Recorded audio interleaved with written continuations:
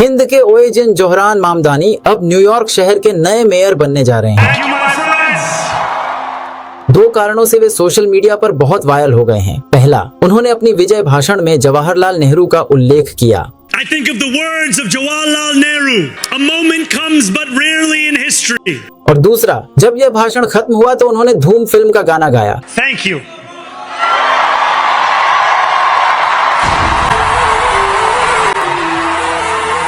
अगर इन दोनों घटनाओं को छोड़ भी दें तो असली कहानी यहाँ है, जो सच में ऐतिहासिक है। आज से 10 महीने पहले जब उन्होंने अपना चुनाव प्रचार शुरू किया था, विभिन्न जनमत सर्वेक्षण एजेंसियों के अनुसार उन्हें केवल 1% वोट मिलने की संभावना बताई जा रही थी। इस चुनाव में जितने भी उम्मीदवार थे उनमें उनकी रैंक 9वीं बताई जा रही थी, यानी जीतने की संभावना लगभग नामुमकिन थी। इसके अलावा किसी भी बड़े अरबपति या उद्योगपति ने उन्हें आर्थिक मदद नहीं की थी। ऐसे हालात में 1 साल के भीतर उन्होंने ऐसा क्या किया जिसकी वजह से वे एकदम जीरो से हीरो बन गए और सीट जीत ली। आज के इस वीडियो में हम इसी पर चर्चा करेंगे।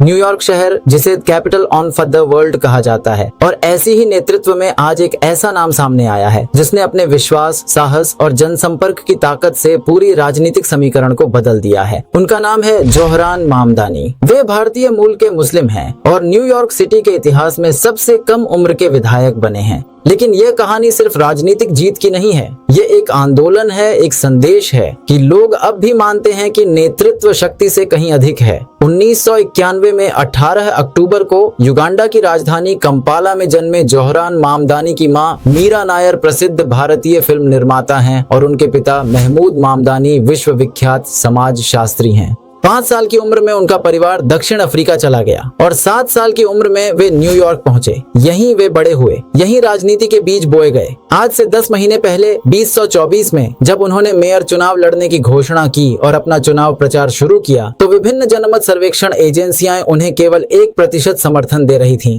इस चुनाव में जितने भी उम्मीदवार थे उनमें उनकी रैंक 9वीं बताई जा रही थी, यानी जो लगभग असंभव था। उस पर न तो किसी बड़े नेता ने दांव लगाया और न ही किसी बड़े दाता ने उन्हें आर्थिक मदद दी। अमेरिका जैसे देश में चुनाव लड़ना वैसे भी और मुश्किल हो जाता है। आज से 1 साल पहले का यह वीडियो देखिए। जब वे प्रचार के लिए निकले थे तब कोई उन्हें जानता भी नहीं था। लोग उनसे माइक पर बात भी नहीं कर रहे थे।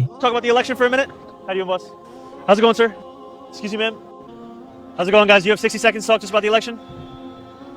धीरे धीरे उन्होंने आम जनता के बीच प्रचार शुरू किया। वह घर घर गए, लोगों के दरवाजे पर दस्तक देने लगे और विभिन्न सोशल मीडिया प्लेटफॉर्म्स पर अपनी आवाज उठाने लगे। उन्होंने अपनी अलग अलग स्वयंसेवक टीम बनाई जिसके माध्यम से उन्होंने अपना संदेश लोगों तक पहुंचाया।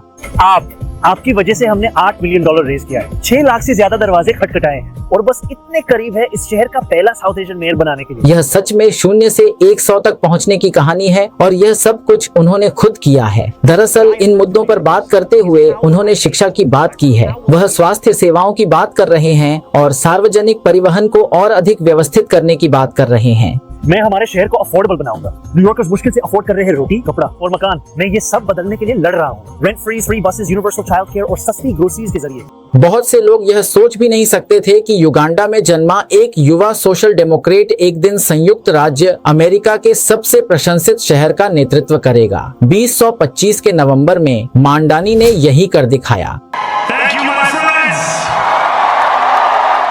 उनके प्रतिद्वंद्वी थे अमेरिकी राष्ट्रपति डोनाल्ड ट्रंप, अमेरिकी अरबपति बिल एगमैन, धन कुबेर एलन मस्क जैसे करोड़पति प्रभावशाली लोग। वे हर दिन उन्हें आतंकवादी, कम्युनिस्ट, कट्टरपंथी कहकर हमला करते रहे। यहाँ तक कि सोशल मीडिया पर अफवाहें फैलाई गईं, टेलीविजन पर डराने वाली प्रचार सामग्री प्रसारित की गई। मामदानी को हराने के लिए करोड़ों डॉलर खर्च किए गए। सिर्फ इतना ही नहीं, उन्हें अपनी पार्टी से भी पूरा समर्थन नहीं मिला। डेमोक्रेट पार्टी के एक हिस्से ने तो उन्हें उम्मीदवार तक नहीं बनाया, लेकिन संदेह के बावजूद मामदानी ने हार नहीं मानी। जनता से सीधे संवाद करना, स्थानीय समस्याओं पर खुलकर बात करना और बदलाव का संदेश देना, इन्हीं वजहों से वे आम लोगों के नेता बन गए। इतनी सारी बाधाओं को पार कर उन्होंने दिखा दिया कि ताकत पैसे में नहीं बल्कि लोगों के विश्वास में है। उनकी सबसे बड़ी ताकत लाखों स्वयंसेवक थे जो उनके साथ खड़े रहे। सवाल ये है कि मोहम्मद अली को इतना जन समर्थन क्यों मिला? चुनाव प्रचार के दौरान जोहरा मामदानी ने ऐसे न्यूयॉर्क का सपना देखा था जहां सभी के लिए समान अवसर हो। उनके अभियान का मुख्य उद्देश्य आम नागरिकों का जीवन आसान बनाना था।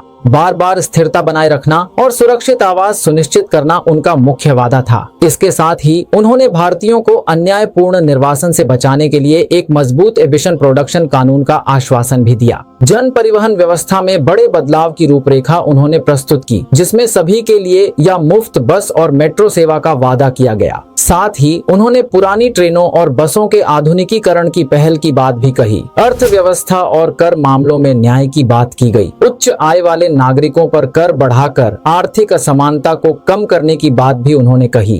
कर नीति की योजना के अनुसार जिनकी वार्षिक आय $10 लाख से अधिक है, उन पर अतिरिक्त 2% कर लगाया जाएगा। साथ ही उन्होंने कॉरपोरेट कर की दर बढ़ाकर 11.5% करने का प्रस्ताव भी दिया है। उन्होंने अपनी कई सामाजिक और आर्थिक योजनाओं को लागू करने के लिए अमीर नागरिकों और बड़ी कंपनियों पर अतिरिक्त कर लगाने की योजना भी बनाई है। इसके अलावा उन्होंने निम्न वेतन वाले श्रमिकों की तनख्वाह बढ़ाने का भी वादा किया है। सिर्फ अर्थव्यवस्था ही नहीं बल्कि स्वास्थ्य और शिक्षा के क्षेत्र में भी बदलाव लाने का आह्वान किया है। गरीब और मध्यम वर्ग के नागरिकों के लिए उन्होंने स्वास्थ्य सेवाओं, पब्लिक स्कूलों के विकास और शिक्षक प्रशिक्षण की योजना की घोषणा की है। उन्होंने शुरू से ही अपने मुद्दों पर कोई समझौता नहीं किया। राजनीतिक दबाव, बहस, प्रभावशाली लोगों का विरोध, इनमें से किसी के साथ भी उन्होंने समझौता नहीं किया। ट्रंप बिल आए या एलन मस्क जैसे शक्तिशाली लोगों की खुली आलोचना हो, उन्होंने कभी भी अपने आदर्शों से समझौता नहीं किया। इसी विश्वास के कारण उन्होंने अमीरों पर कर बढ़ाने, आवास निर्माण करने और निम्न आय वर्ग के लोगों के साथ खड़े रहने के वादे पर अडिग रहे।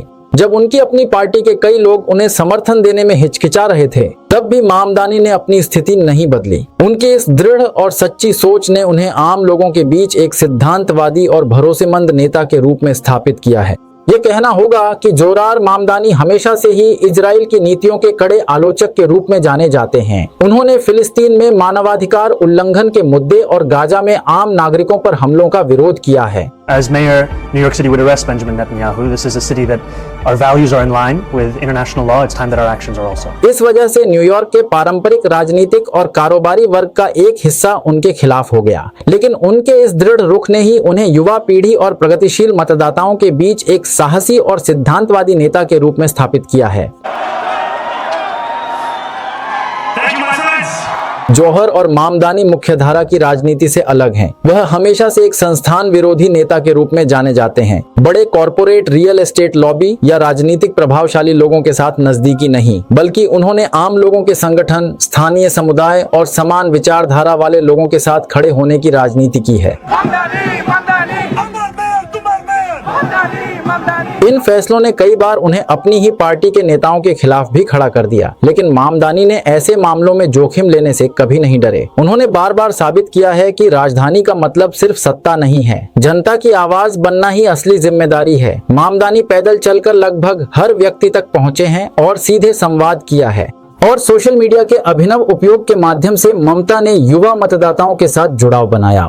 उनकी राजनीतिक रणनीति पारंपरिक राजनीति से अलग थी। उन्होंने स्वयंसेवकों के साथ प्रचार किया और सीधे मतदाताओं से संवाद पर जोर दिया। सोशल मीडिया और स्थानीय कम्युनिटी प्लेटफॉर्म्स का उपयोग करके उन्होंने शहर के विभिन्न दूर दराज इलाकों के लोगों से संपर्क स्थापित किया। उनका चुनावी कार्यक्रम था सीधे नागरिकों की रोजमर्रा की समस्याओं से जुड़ना। सोशल मीडिया और दूर दराज के इलाकों में लोगों से बात करके वे उनकी समस्याओं को समझती थी और उसी के आधार पर योजनाएं बनाती थी। इसके अलावा इंस्टाग्राम और ट्विटर जैसे सोशल मीडिया प्लेटफॉर्म्स का सही तरीके से इस्तेमाल कर उन्होंने युवाओं को सक्रिय रूप से प्रचार में जोड़ा। इसी संवाद के माध्यम से ममता ने शहर के आम लोगों से जुड़ाव बनाया।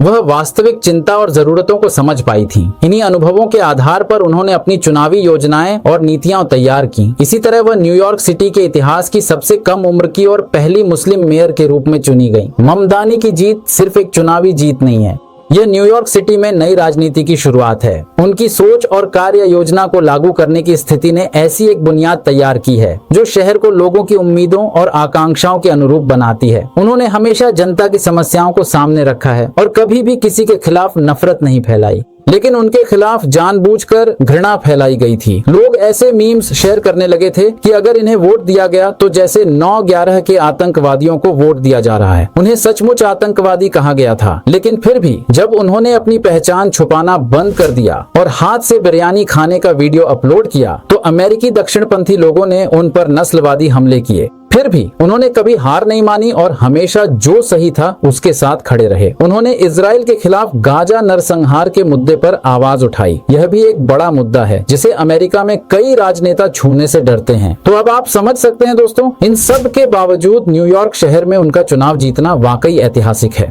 The power belongs to the people. यह पूरी दुनिया के युवाओं के लिए एक बड़ी प्रेरणा है, क्योंकि जहरान ने दिखा दिया है कि अगर कोई राजनेता असली समस्याओं के लिए लड़ता है तो आज भी वह चुनाव जीत सकता है।